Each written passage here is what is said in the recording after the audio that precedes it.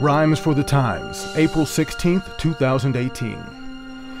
Since the election of President Trump, some have been left with some questions and stumped about whether he or his team illegally intervened and affected an evident bump in numbers during his office race. Was there collusion with Russia before the inauguration? James Comey would not get off the case. Trump fired him though, that inspired a whole new desire to know. So Robert Mueller was hired to go out and inquire and probe, acquire and show evidence of obstruction of justice if it exists. He's been digging, and the depth of the excavation led to a raid on Trump's attorney in a separate investigation. While Michael Cohen defends cutting checks to suppress some statements, she's pressing for defamation. He's messing with reputations. The president's preservation of faces. Wait, is this official? It is. Multiple Syrian targets were hit with missiles.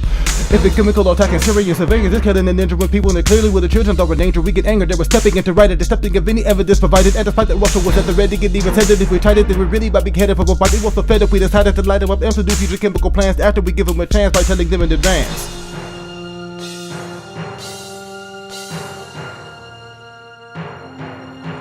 The teacher strike that I mentioned last week has finally ended in peace. It's nice, but the wind didn't reach the heights they intended. The state okay to raise and pay before the strike had begun, but a $200 million hike in the funding for education through legislation was the fight to be won. 40 of 200 is something, but what might get it done? Our teachers, principals in office shedding light where there's none. So many of those who walked out are now likely to run. A friendly reminder for tonight and through the 25th. Keep your eyes up on the night sky, because when we drift through the path of Comet Thatcher, we can catch what happens as our gravity grabs debris and our atmosphere handles it after. What we have is the Lyrid meteor shower now in effect, and it peaks in the hours before dawn of the 22nd.